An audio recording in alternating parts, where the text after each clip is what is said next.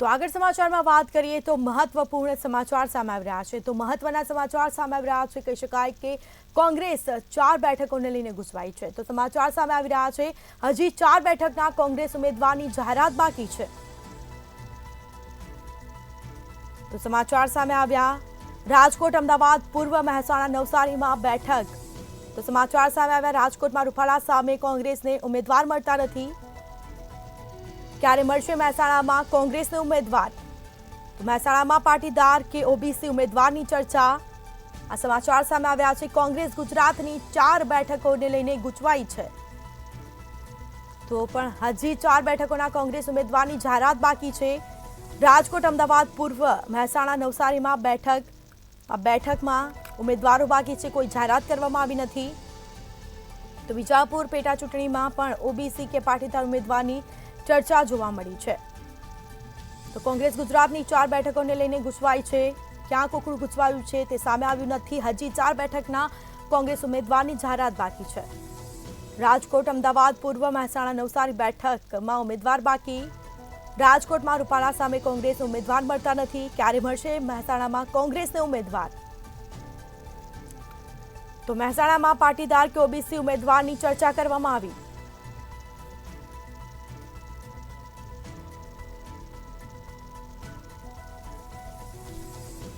તો મહત્વપૂર્ણ સમાચાર, કોંગ્રેસ ગુજરાતની 4 બેઠકોને લઈને ગૂંચવાઈ છે.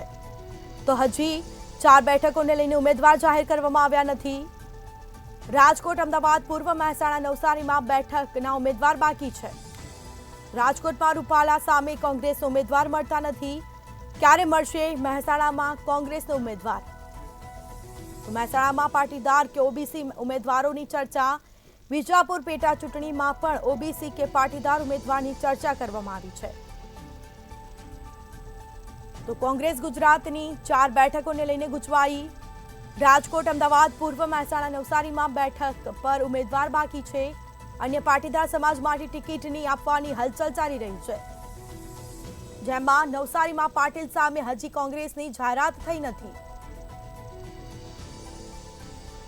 તો અહેમદ પટેલની પુત્રી મુમતાઝ પટેલના નામની અટકણો ચાલી રહી છે.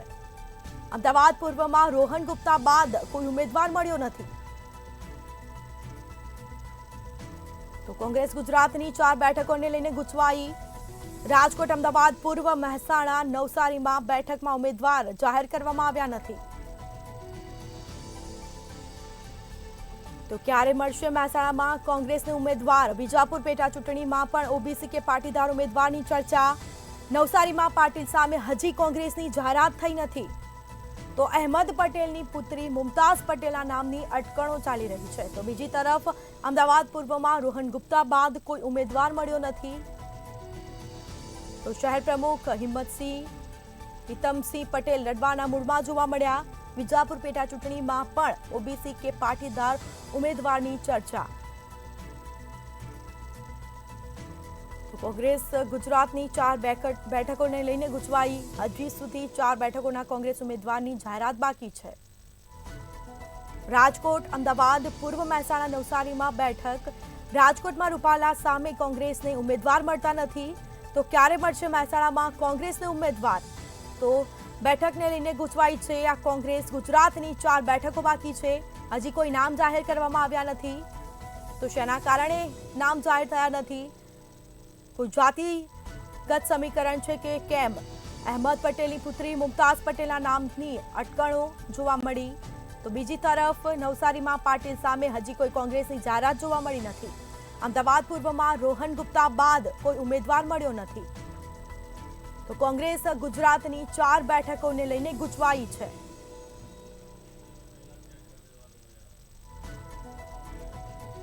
તો હજી 4 બેઠકના કોંગ્રેસ ઉમેદવારને લઈને જાહેરાત બાકી. રાજકોટ, અમદાવાદ, પૂર્વ મહેસાણા, નવસારી બેઠકમાં ઉમેદવારો બાકી છે.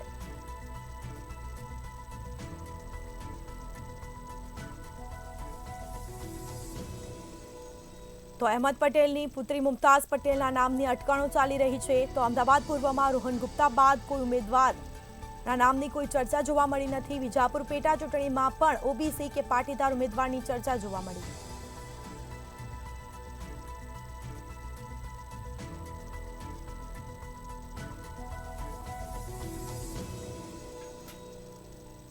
તો રાજકોટમાં રૂપાલા સામે કોંગ્રેસને કોઈ ઉમેદવાર મળતા નથી। તો વધુ વિગતો સાથે સંવાદદાતા મેહુલ દુધરેજા આપણી સાથે ન્યૂઝરૂમથી લાઈવ જોડાઈ ગયા છે। જી, કોંગ્રેસ ગુજરાતની 4 બેઠકોને લઈને ગૂંચવાઈ છે, હજી પણ 4 બેઠકોના કોંગ્રેસના ઉમેદવારની જાહેરાત બાકી છે, શું માહિતી? જે પ્રમાણે લોકસભાનું ઇલેક્શન ગુજરાત રાજ્યની અંદર જે ભાજપ દ્વારા 26 જે સીટો છે તેનો જે નામ જાહેર કરી દેવામાં આવે છે, પણ કોંગ્રેસનું જે કુકડું છે તે ક્યાંક ગૂંચવાયું તેવું લાગી રહ્યું છે। અને કોકડું જે ગૂંચવાયું છે તેની અંદર જે ગઠબંધન જે આમ આદમી પાર્ટીની સાથે કરવામાં આવ્યું છે તે 2 સીટ પૈકીના જે નામ જે છે તે ભરૂચ અને ભાવનગરની અંદર જાહેર થઈ ચૂક્યા।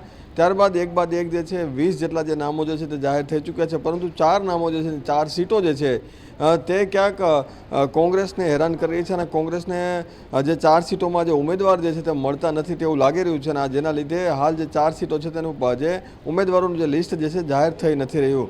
સૌથી મહત્વની વાત એ કરીએ કે રાજકોટની જે સીટ છે જ્યાં અત્યારે પરસોત્તમ રૂપાલાનો જે વિવાદ જે ચાલી રહ્યો છે તે વિવાદની સામે કોંગ્રેસે પોતાનો કોઈ ઉમેદવાર જે છે તે જાહેર કરી શક્યું નથી। અત્યાર સુધી પરેશ ધાનાણીનું જે નામ જે છે તે ચાલી રહ્યું હતું અને પરેશ ધાનાણી પોતાને દાવેદાર પણ માની રહ્યા છે, પરંતુ કોંગ્રેસ ક્યાંક એવું માની રહી કે જો પરસોત્તમ રૂપાલાની જે ઉમેદવારી છે તે રદ થાય તો ડૉક્ટર હેમાંગ વસાવડા જે છે તેને તે જગ્યા ઉપર ઊભા રાખી શકે તેવી શક્યતા હાલ જોવા મળી રહી છે। સાથે બીજી મહત્વપૂર્ણ સીટ જે છે તે અમદાવાદ પૂર્વની છે। અમદાવાદ પૂર્વની અંદર જે પ્રમાણે રોહન ગુપ્તાએ 6 દિવસની અંદર જ પોતાનું જે રાજીનામું કોંગ્રેસમાંથી આપ્યું અને ત્યારબાદ જે પોતાની જે દાવેદારી જે છે તે રદ કરવાની વાત કરી ત્યારે પણ અમદાવાદ પૂર્વની અંદર પણ એક પણ એવો મોટો ઉમેદવાર જે છે કોંગ્રેસનો તેને મળી નથી રહ્યો।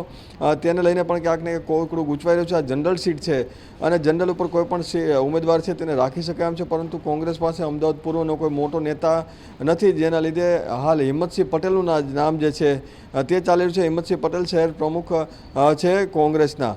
સાથે મહેસાણાની પણ જે તે વાડ જે છે ત્યાં પણ જે ઉમેદવાર જે છે તે પાટીદાર સમાજનો રાખો કે ઓબીસી સમાજનો રાખો તે પણ ક્યાંક કુકડું છે તે ગૂંચવાઈ ચૂક્યું છે। એટલે 4 જે સીટો જે રહેલી છે તેમાં ક્યાંક ને ક્યાંક સમસ્યા જે છે કોંગ્રેસને લાગી રહી છે અને આ જે સમસ્યાના લીધે 4 નામો જે છે હવે ફક્ત ઉમેદવારી ફોર્મ ભરવાની તારીખ પણ નજીક આવી રહી છે ત્યારે પણ હજુ સુધી 4 નામો જાહેર નથી થયા। તે એક ચિંતાનો વિષય કોંગ્રેસ માટે જરૂર છે।